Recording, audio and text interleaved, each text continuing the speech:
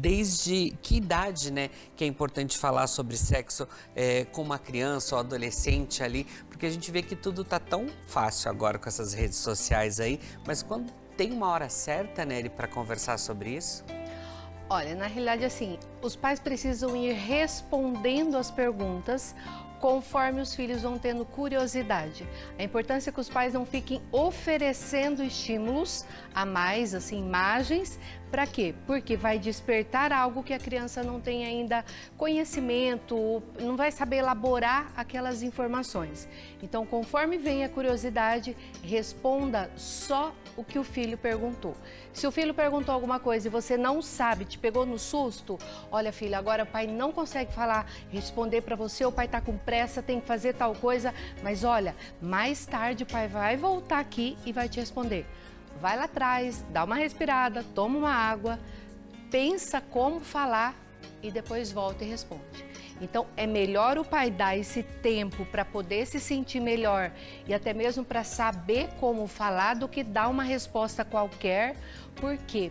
Porque quando os pais mentem, Mauro, hoje as informações estão muito fáceis. Então, você imagina a criança saber que o filho veio da cegonha, eu nasci da cegonha, e de repente falar isso no colégio. Vai ser alvo de sarro, de bullying, por causa de uma informação errada. Então, a importância é que os pais se preparem, porque em algum momento essas perguntas surgirão. Agora, claro que quando vai chegando ali a maturidade, vai chegando a puberdade, a adolescência, 10, 11 anos, os pais precisam devagar começar a estar falando, mesmo que essa curiosidade não venha. Por quê?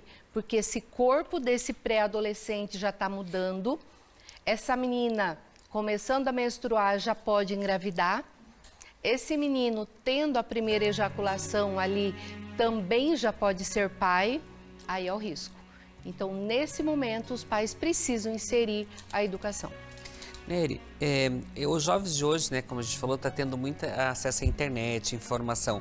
Você acha que isso pode acabar prejudicando ou ele auxilia também esse processo da educação sexual? Olha, eu te falo assim, principalmente para o jovem, para o adolescente que não consegue ainda processar, não tem muitas informações, a curiosidade é muito grande. Então, digita uma palavra, qualquer site que abrir ali, eles vão olhar. Então, o que? Muitas vezes eles podem ter informações que não são adequadas. E o que acontece? Como que o jovem aprende a fazer sexo? Como que você aprendeu a fazer sexo, Mauro? Olha, o que acontece? Veja assim, é o tipo de situação que os pais não ensinam. E continua não ensinando, porque é uma palavra, é algo um pouco delicado. E o jovem vai aonde? Vai geralmente em vídeos pornô. Vai geralmente lá, os meninos principalmente, para aprender como que faz, porque eles não sabem. E o que eles veem lá? Um ato mais genitalizado, né? Geralmente o ato um pouco mais selvagem, um ato um pouco mais brutal, cenas fortes. E ele começa a aprender que aquilo é sexo. E que é certo que a mãe... E ele vai o quê? Reproduzir. E esse é um problema muito sério, porque ele vai para um ato sexual, provavelmente com uma jovem, com uma adolescente, mais ou menos da idade dele, que muitas vezes também não teve um ato sexual e que vai ter uma primeira experiência dessa forma. Sem ser estimulada, sem ter todo aquele preparo, aquele jogo, aquele namoro gostoso que vai fazer a menina ligar, como qualquer outra mulher. Então, principalmente a jovem adolescente, ela precisa de mais esse namoro, essa curtição, Mauro, porque existe o medo da primeira relação ainda, não é? Agora, imagina se ela já está toda ansiosa, preocupada com esse momento, e esse menino sem experiência chega e tem um ato totalmente genitalizado, pode doer, pode ser desagradável, às vezes pode não conseguir uma penetração. E olha a experiência que ela teve, e isso pode sim afetar o desempenho dela futuramente.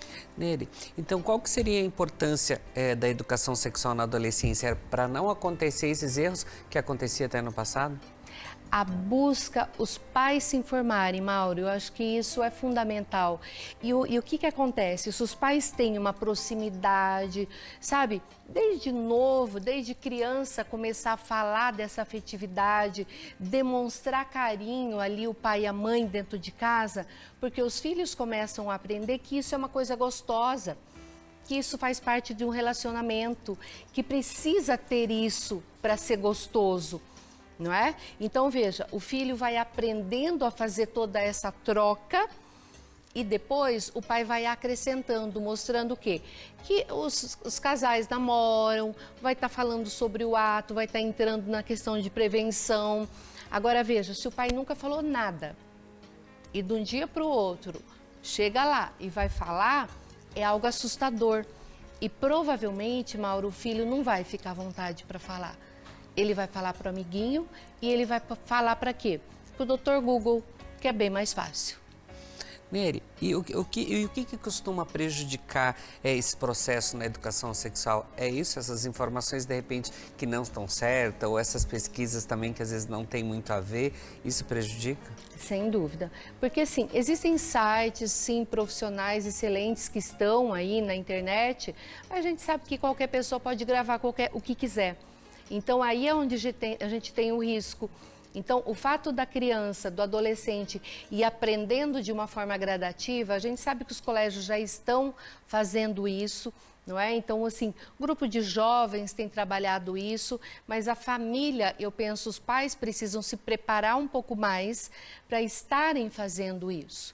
E veja, e se não consegue, busca um profissional, busca alguém da família, sabe, alguém da igreja que de repente, porque precisa ser alguém, Mauro, que fale de uma forma natural, não é? Porque veja assim, se a pessoa que for falar de sexualidade, falar de uma forma negativa, pensa bem, se eu tenho uma experiência negativa com a minha sexualidade, homem é tudo igual, homem não presta, mulher precisa fazer isso, mulher... Então, veja, eu vou passar uma imagem negativa para minha filha de que o sexo é só para dar prazer para o homem, que o sexo é algo que a mulher tem que cumprir um papel.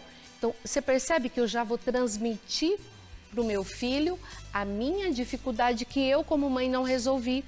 Então, se você, como mãe, como pai, percebe que tem essa dificuldade, procure um profissional que, sem dúvida, vai estar fazendo isso de uma forma bem mais neutra, não é? Para que o filho saiba se cuidar e ter uma vida sexual melhor, né?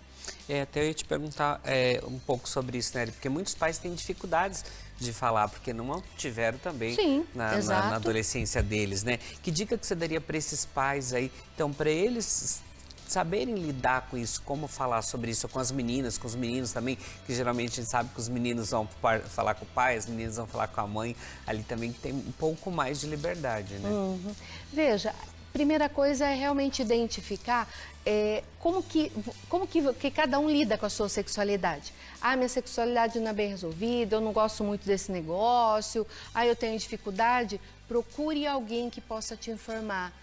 Procure alguém, Gente, tem cursos, tem livros hoje que facilita, tem muitas lives aí de profissionais que orientam.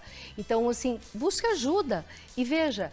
E também uma outra coisa, admita, de repente, em algum momento para o teu filho que você não teve isso dos seus pais. Olha, filho, eu sei que é um assunto delicado, porque eu também não tive, né? Meu pai e minha mãe também não me ensinaram, mas eu tô aqui junto contigo, vamos lá, né? Eu vou te levar num profissional, sabe? Porque daí o que acontece? O filho sente acolhido por aquele assunto. Agora, você imagina a mãe ou o pai que encontra um preservativo no quarto do filho. Às vezes é sarro, é brincadeira e às vezes é briga. Não é? Opa, peraí, se meu filho tá com preservativo, é uma coisa boa, eu preciso valorizar.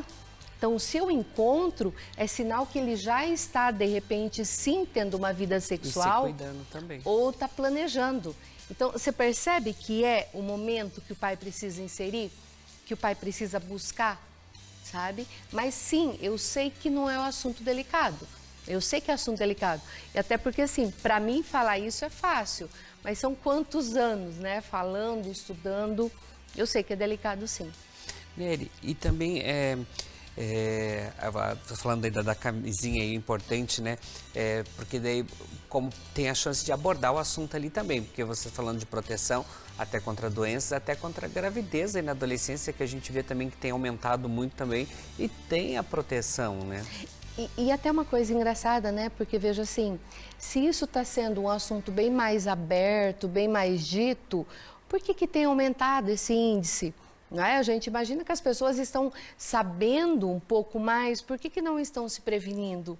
Então, veja, não deixa de ser um nicho, não deixa de ser algo aí que precisa ser avaliado, não é? Então, sim, a gente vê que está faltando uma educação de qualidade, não é? Então, a partir do momento que o jovem sabe, às vezes ou eu ouço às vezes de pais, eles têm medo de falar como sendo que vai estimular o filho a fazer mais, a fazer antes. Não, porque se teu filho sabe, ele vai cuidar, ele vai escolher uma pessoa melhor para ele não vai pegar qualquer pessoa só para fazer um teste. Ele vai escolher, ele vai ter mais cuidado, não é? Então, veja assim, tem todo um lado e pesquisas mostram que os jovens que recebem uma educação sexual com qualidade iniciam bem mais tarde a vida íntima. Por quê? Porque têm informações e sabem selecionar e se preparar para esse momento. E tem também, né, Nery, que é importante a gente falar com relação também às infecções, né, sexualmente transmissíveis aí, né, que a gente tem que falar do alerta, do cuidado, porque como os jovens acham que é tudo oba-oba, tal, como a gente já falou aí da gravidez indesejada na adolescência, tem também as doenças, né? Sem dúvida. E o índice tem sido muito alto, muito alto. Eu tenho contato com infectologistas e eles têm dito assim o quanto isso tem sido frequente, o quanto o índice está aumentando.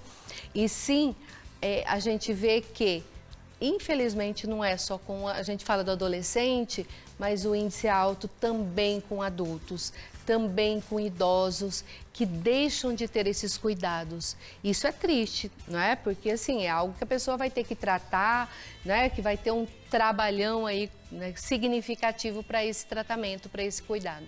Bom, gente, vocês viram quanto que é importante isso tudo, né? Então, até de repente vocês ficaram mais interessados, querem saber mais sobre esse assunto também, vou deixar o Instagram da Nery ali, pode interagir com ela, mandar perguntas lá para ela. Se vocês querem saber mais sobre esses assuntos também, pode sugerir pautas para a gente, que a gente traz a Nery novamente aqui. Nery, gratidão. Obrigada a todos vocês e espero ter colaborado aí para uma reflexão, para um aprendizado e de repente por um puxãozinho de orelha aí para